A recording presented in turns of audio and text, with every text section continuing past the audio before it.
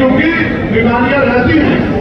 जब एक ही अस्पताल में एक ही वार्ड में लाइन से जो बैठ लगे हैं, एक जगह किसान का बच्चा इलाज ले रहा होगा, एक दूसरे बेड में मजदूर भाई का बच्चा इलाज ले रहा होगा, बराबर में डीएम साहब का बच्चा इलाज ले रहा होगा। नमस्कार, आज हम मौजूद हैं जनपद हापुड़ में, जहां पर आजाद समाज पार्टी के प्रमुख एवं सांसद चंद्रशेखर आजाद आए हुए हैं। भाईचारा सम्मेलन चल रहा है। जानने की कोशिश करते हैं कि सम्मेलन के मकसद से आखिर किस प्रकार का संदेश दिया जा रहा है और सम्मेलन का आखिर मकसद क्या है। क्या मकसद है इस सम्मेलन का? मकसद सम्मेलन का है अपना भाईचारा बढ़ाना, आपस में एक रहना। अभी तो जो पाकिस्तान के खिलाफ युद्ध वगैरह शुरू हुए, भाईचारा तो बन गया है। जो सपनों की सरकार थी वो ऐसी ही होनी चाहिए। तो अब कोई परेशानी है? अरे सब परेशानी कुछ नहीं है। परेशानी तो जब हमारा यहाँ से कोई विधायक जीतेगा जब बढ़िया बजे आएंगे। अभी बढ़िया नहीं है। अभी क्या बढ़िया है? यहाँ के लोगों को देखो, कोई समस्या से जूझ रहे हैं लोग। किस तरह की समस्या है? तो पानी की, बिजली की, सड़कों की। सरकार मतलब नाकाम है। सरकार तो कौन है विधायक? जो किस पार्टी का विधायक है? हम तो यहाँ के नहीं है, हमें तो प्लान सकते हैं। अच्छा, तो आप चाह रहे हैं कि आने वाले समय में आजाद समाज पार्टी का दबदबा हो? हाँ दबदबा। क्या लगता है कि सपनों का प्रधानमंत्री मिल गया, जिसकी बात चलती थी कि ऐसा प्रधानमंत्री नहीं होना चाहिए, लेकिन बीते दिनों प्रधानमंत्री ने दिखा दिया क्या कि ऐसा ही होना चाहिए?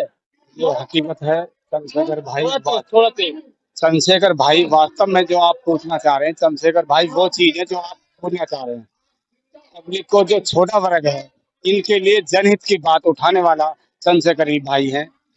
जो पहले बहन जी थी, अब बहन जी अब जरा उनके पीछे बहुत पीछे आपस में मतभेद हो गए, इसलिए अब पब्लिक जो है चंद्रशेखर भाई के साथ ज्यादातर युवा जोड़ रहे हैं। बहन जी की बात निकाल दी। एक राज्य के अंदर दो दलित के नुमाइंदे, वोट बटेगा कटेगा, फायदा किसको होगा?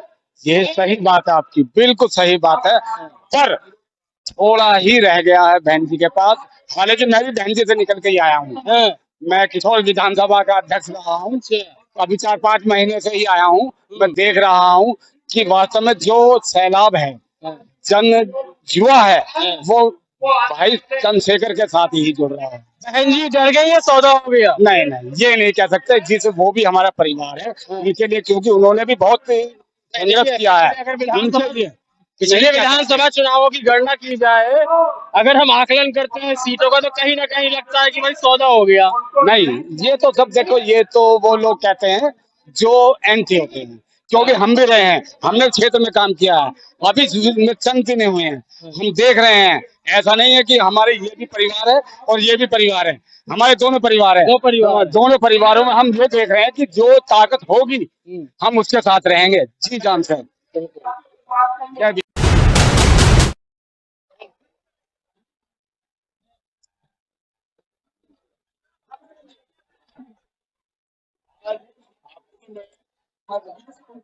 जो मंडल स्तरीय कार्यक्रम पूरे उत्तर प्रदेश में शुरू हुए, सहारनपुर के बाद दूसरा मंडल स्तरीय कार्यक्रम आज मेरठ मंडल का हापुड़ में हुआ। इसके बाद बाकी 16 मंडलों में भी लगातार हर शुक्र शनिवार इतवार में कार्यक्रम लगे। मैं हापुड़ पहुंचा हूं। हापुड़ के जरिए पूरे मेरठ मंडल के आजाद समाज पार्टी के कार्यकर्ता पदाधिकारी हो और सामान्य जनता से मांग करता हूँ वो अपने अपने परिवार, अपने क्षेत्रों, अपने जिले की तरक्की के लिए काम करने वाले लोगों को मौका दें। आजाद समाज पार्टी को ताकत दें, आजाद समाज पार्टी के साथ जुड़ें और जो बदलाव देश में प्रदेश में होना चाहिए, अच्छी शिक्षा, अच्छी चिकित्सा, महिलाओं की सुरक्षा, नौजवानों को रोजगार और एक आत्मसम्मान के साथ, स्वाभिमान के साथ जीवन जीने का मौका मिले, बुनियादी सुविधाएं से लोगों तक पहुंचे, इसके लिए आजाद समाज पार्टी को ताकत में लाने का काम करें।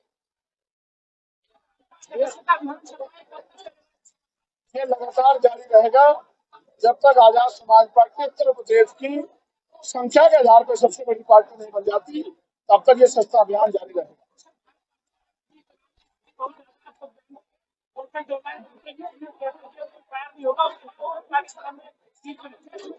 देखिए, पड़ोसी देश अपनी हरकतों से बाज नहीं आ रहा।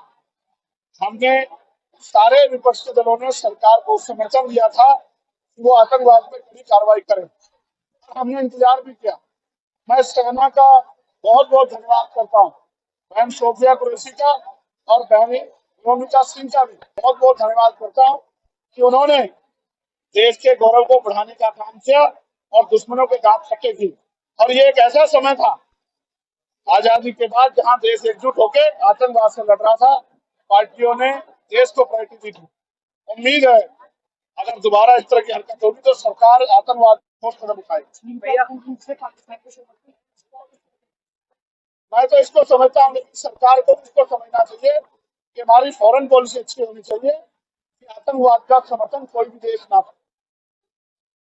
मैं जो शहीद हुए हैं दुश्मन की गोली से, उन सभी के लिए 1-1 करोड़ रुपए की आर्थिक सहायता की मांग सरकार से करता हूं, जिससे कि वो परिवार जिन्होंने अपने परिवार के दिलों खो दिया है वो मुक्ति धारा में दोबारा से जुड़ पाए।